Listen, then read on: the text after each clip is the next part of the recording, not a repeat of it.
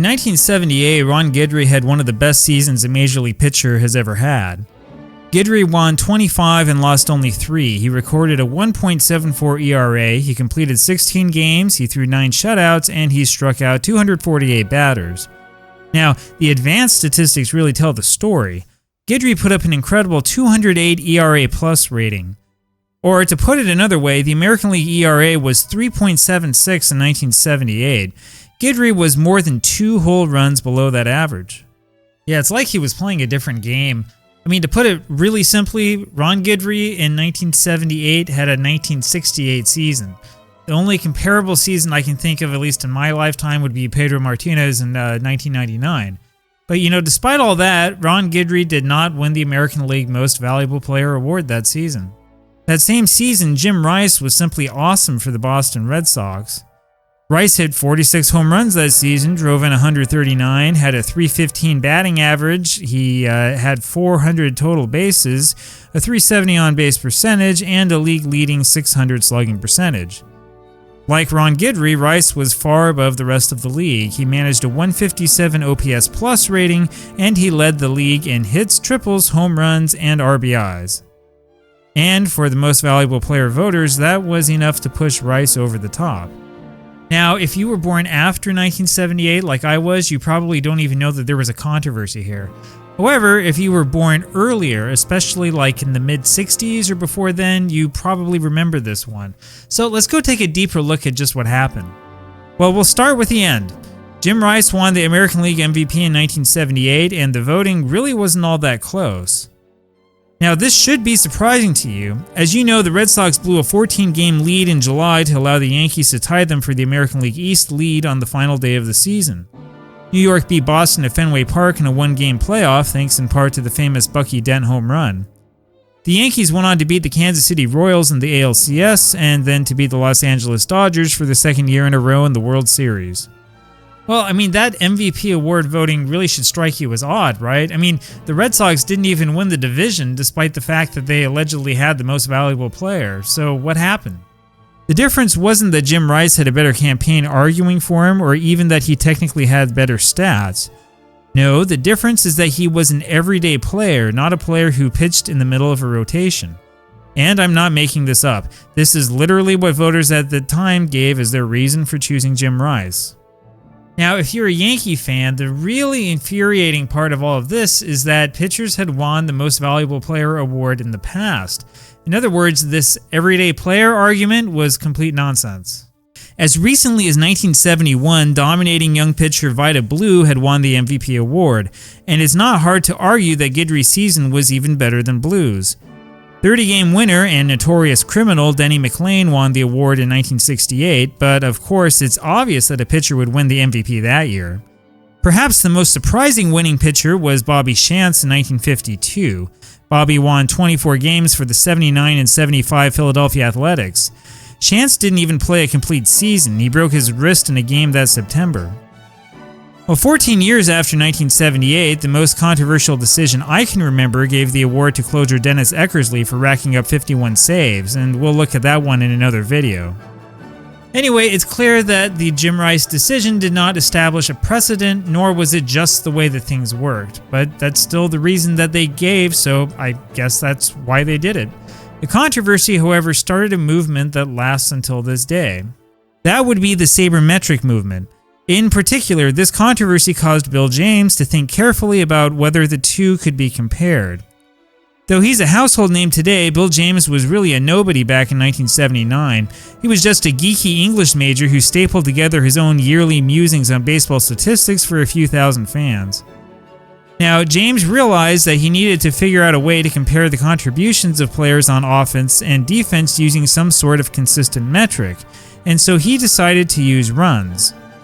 This is actually a somewhat controversial decision, though it seems to have remained pretty consistent through years and years of sabermetric research and theories. Now, personally, I think that if we were talking more in terms of outs, then in runs would be a little bit more useful. The reason why is because outs are really the true currency of baseball when you think about it.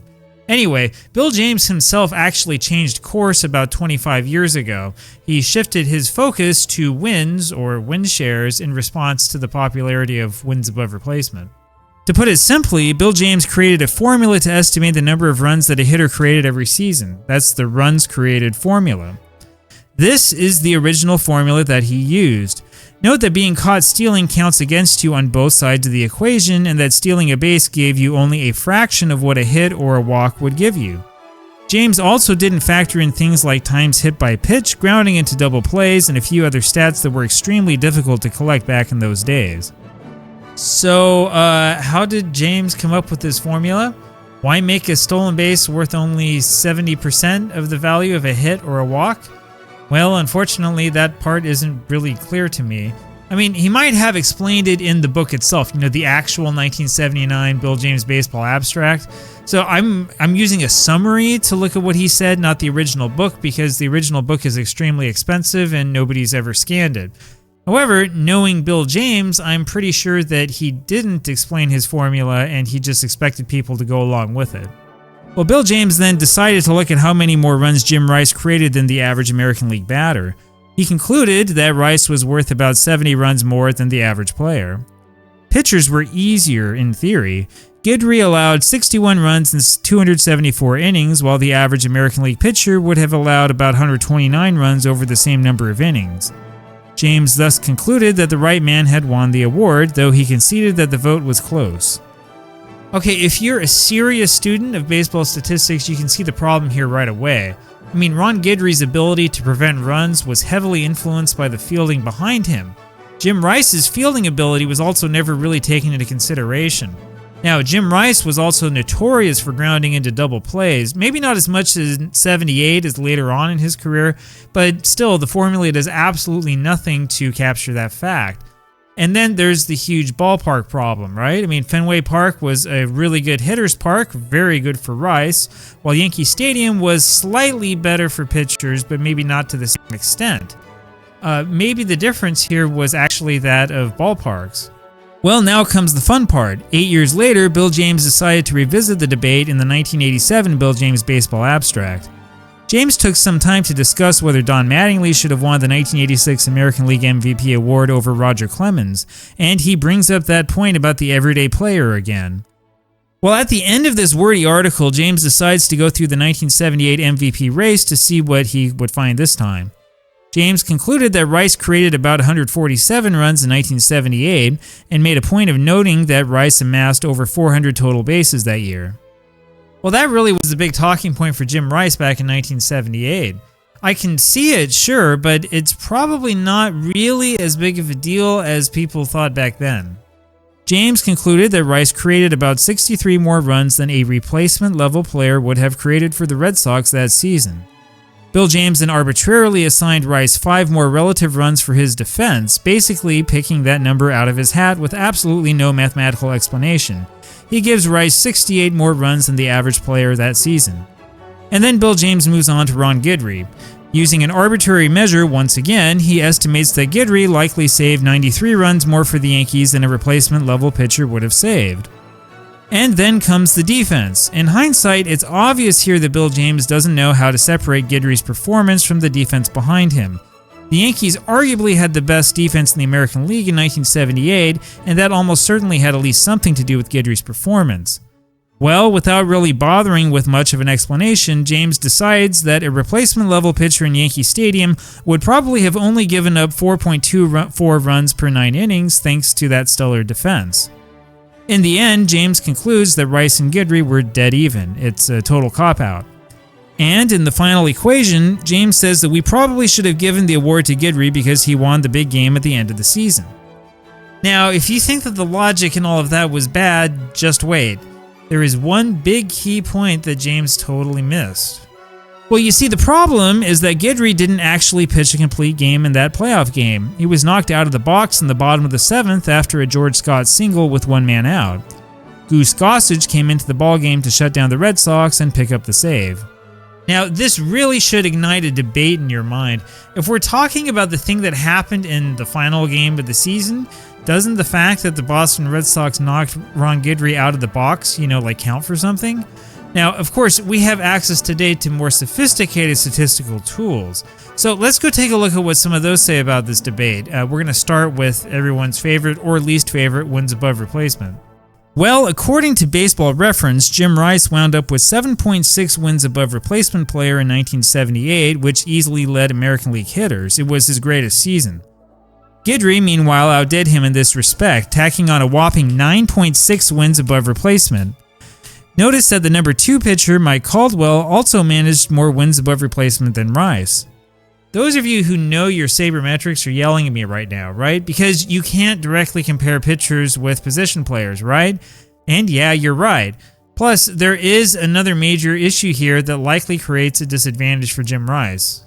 That, of course, is the fact that Jim Rice played in left field. The wins above replacement formula automatically gives him a disadvantage because his position is seen as being too easy. This is the famous position adjustment. This is an extremely frustrating and a very poorly explained part of the wins above replacement formula, and it's something that doesn't get talked about enough. This is listed as the current values on Baseball Reference's explanation page, though I don't think these are the exact values for 1978. And of course, the problem is that any fool knows that left field at Fenway is not easy to play thanks to the presence of the Green Monster. Guidry, meanwhile, receives a slight advantage for being a starting pitcher. This is done because relief pitchers generally give up slightly fewer runs than starting pitchers, and so the formula makes an adjustment to even that out, another controversial point. See, my problem with wins above replacement is not that the formula is long or that it's complicated. It's that so much of it is arbitrary, and that it doesn't take into consideration any of these valid points that would absolutely change the final result. And when it comes to the Ron Guidry-Jim Rice debate, we can see that really clearly. Fortunately, though, there are other things we can look at. For example, we can look at win probability added. This allows us to measure how much a player's contributions added to each specific game when compared with the team's chance of winning. This is not easy to explain in the abstract, so we'll use an example. On May 26, 2015, Josh Donaldson hit a walk-off home run in the bottom of the 9th inning. That helped the Toronto Blue Jays go from a 43% chance of winning to a 100% chance. Donaldson therefore gets 0.57 points for his home run, which is 100 minus 43. Well, we can measure that change in winning probability for every single plate appearance that a hitter has, as well as for every single batter that a pitcher faces. So, in theory at least, that should give us a good basis to compare how valuable each player is, right? When we add it all up for Jim Rice, we get a score of 6.7 win probability added. That turns out to be the highest total among American League position players in 1978, and it's really not even close. Meanwhile, Ron Guidry winds up with 5.2 win probability added. And shockingly, Guidry is actually second in the American League in this category behind Mike Caldwell. Now, there are two major problems with WPA. One is that fielding is not taken into consideration. Maybe Ron Guidry benefited from good fielding, that's what Bill James said. Maybe that fielding hurt him on occasion. We don't know. Maybe Jim Rice helped save some runs by fielding the ball off the Green Monster the right way. Maybe he made some blunders in the outfield. We don't know. And then comes the second problem, which is that the formula treats all games equally, right? So a win in April is the same thing as a win in late September. Now, you could argue that what we really should focus on is how much the player contributed to winning the championship. This would be championship win probability added, or CWPA. This combines win probability added with the chances the team had of winning the World Series, or winning the championship. And that makes sense, right? That's the whole point, right? Well, guess what? When we sort pitchers by CWPA, Goose Gossage looks better than Ron Guidry. Jim Rice, meanwhile, drops down to 5th, so maybe Fred Lynn should have been the MVP. Well, this is where the concept of most valuable comes into question. So are we talking about the guy who actually did the most to get to the finish line? If that's the case, we really need to talk about Goose Gossage because he was on the mound getting the final outs in the most important games every step along the way. But that also should not discount all the work that Guidry did to get Gossage in that position, right? So it's a real complicated and headache-inducing argument. Now, there's one more thing that we can look at today that we couldn't see back in 1979. That would be the head-to-head matchup between the two. Jim Rice had 14 plate appearances against Guidry in 1978, and he managed only 2 singles, 1 RBI, and a walk. He hit .154, but notice that he hit .360 against Guidry for his entire career. Now, the problem here is sample size. However, I will say this. I think that if the voters had known this back in 1978, I really think they would have gone with Ron Guidry. But that's not important. What's important is, what do you think? Who do you think deserved the 1978 American League Most Valuable Player award? And of all these statistical approaches or other ones you can think of, what do you think is best and why?